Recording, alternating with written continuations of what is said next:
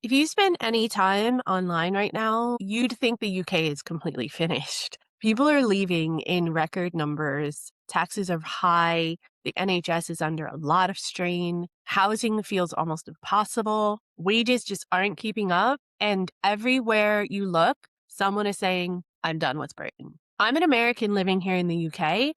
And here's the part that surprises most people. I'm staying. Not because everything is perfect, but because I think most people are missing what's actually happening here. This isn't a UK good, UK bad video. It's about why people feel trapped, burnt out, and disappointed, and why that feeling isn't uniquely British. It's about why, at this stage of life, I just value things different than I did before. I think there's some really important things that we need to review as to why people are actually leaving the UK. It's not just the economy. It's expectation collapse. Yes, there is a slight cost of living crisis, if you want to call it a crisis. Costs are increasing by the day, by far. Housing is definitely exponentially more expensive than anything that I've experienced in America. Wages are quite stagnant, and taxes do seem like they're getting higher and higher as time goes on.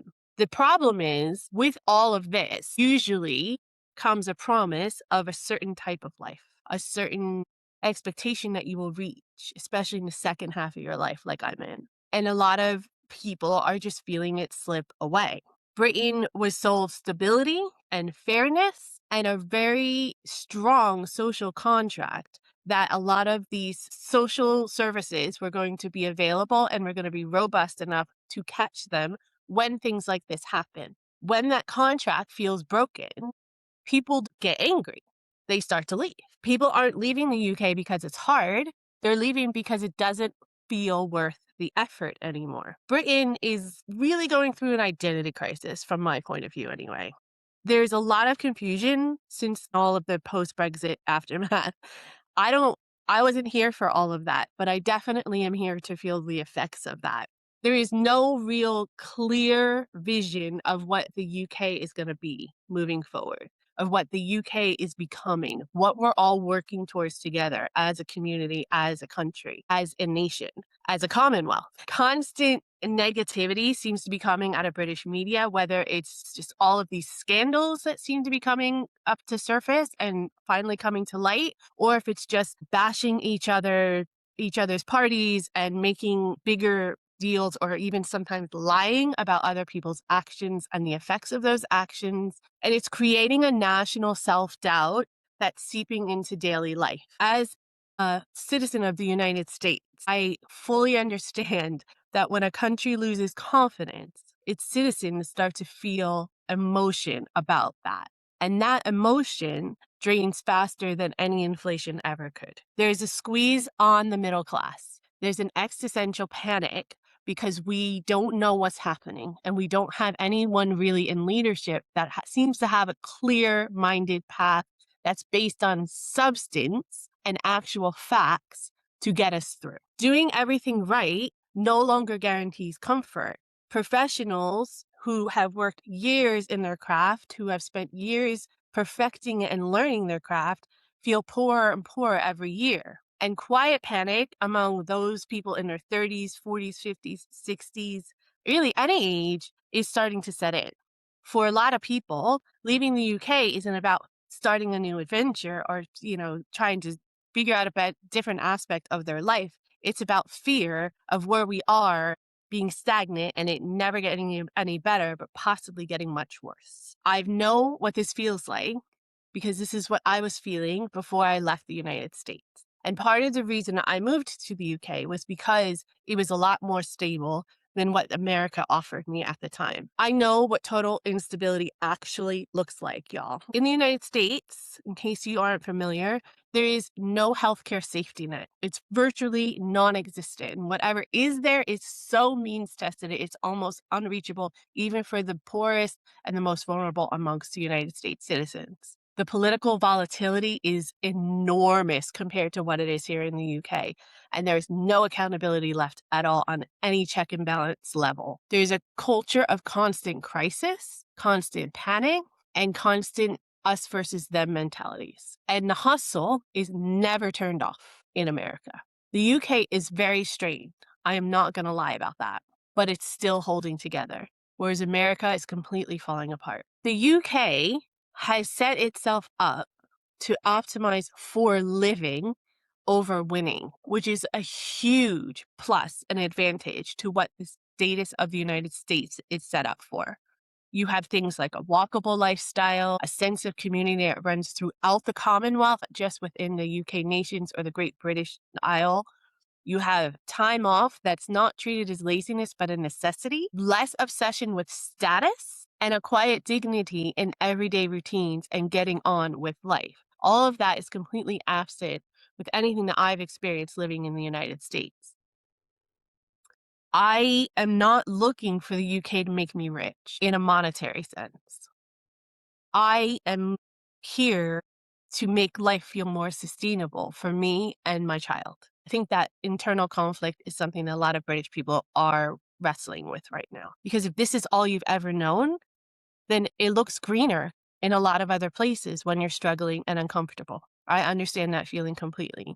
I just want to make sure that British people understand that it's not that this decline is going to be forever, because you have a lot better structure set underneath you, a better, stronger foundation that will keep Britain from falling apart. Britain is a lot more honest about its decline than the United States is. I mean, just look at the president of the United States right now. Donald Trump is touting that everything is fine in America. Look at the previous president, Biden. Everything is fine. There's no economic crisis. People aren't feeling inflation issues, that there's nothing wrong with the standards of living. There's at least an acknowledgement here in the UK that this is happening to people. That's a huge strength that we need to embrace and build off of. British pessimism is real, as I'm learning, but it's not a complacent thing. It's about not denying things and being honest and real with things. Yes, systems are strained and need to be fixed, but we're at least having that debate publicly. Protest, criticism, and accountability still exist in the UK. And it's non-existent. It's not even mentioned or talked about in a real substantial way in the United States. The US sells optimism while quietly collapsing its systems like a house of cards that's been caught in the wind. Whereas the UK complains very loudly, but also maintains its guardrails and has a solid foundation to jump off of. The part that people don't really understand and miss, and I can speak of this as someone who is an immigrant here in the UK, leaving your home doesn't fix the thing that you're actually running from. This is an emotional response to feeling like you don't have any other options. But the truth is, burnout travels with you. Emotional fatigue of disappointment and constantly being let down by your country doesn't stop at any border. And many people feel like they're escaping, but you're just grieving. You're grieving over a life that you thought you would have that you don't. And there's no guarantee that going somewhere else is actually going to give you a better life. One of the biggest lessons I've learned moving abroad is that sometimes it's not about whether or not a country or a government has failed you. Sometimes time just changed the deal and life created some new addendums, and we have to recognize that and recalibrate according to it. Being someone who left their home to try to start a new life in a new country, obviously, I am someone who believes that a change of environment can make a difference. And if you're making that decision based on logic, then I support it 1,000%. But I feel like a lot of people are talking about leaving the UK as an emotional response and not a fear, more so than just trying to find a better life and a better future. In my opinion, especially when you compare it to where the United States of America is right now, the UK still makes sense for this stage of life. You have stability over spectacle. You still have a common sense, common thread, a communal thought process of Great Britain, of being British, of that overcoming of everything that you have been through, especially in recent history, and carrying on for as long as you've been a country, a nation, a commonwealth. A United States, for example, has spectacle. You have predictability over a country that just runs on adrenaline. You have community over ambition, and you have calm over chaos. because it's ingrained and built into the British culture. A huge culture shock that I've had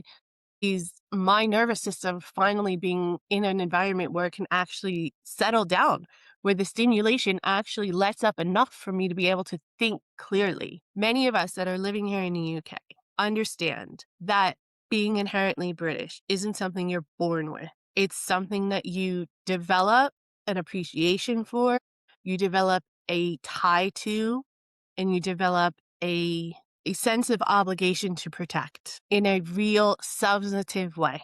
This isn't the best country if you're chasing everything and you want tons of success and material wealth, but it is a very good country. It's a very good nation. It's a very good commonwealth, and it has sustained. And that has a lot to say about the culture and the people in it. In my eyes, it is one of the best places that you could live if you're looking to protect what you already have. You can't grow anything if you don't start there. I understand why people are leaving the UK. I really do. And I'm not trying to lecture and say you shouldn't consider that option.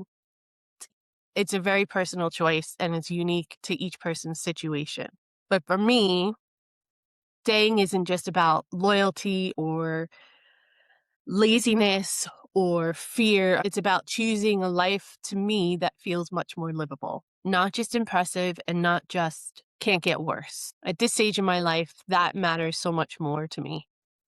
I'm more empowered, more stable, more calm, and more hopeful living in the UK now in 2026 than I ever was in 4 decades of living in the United States.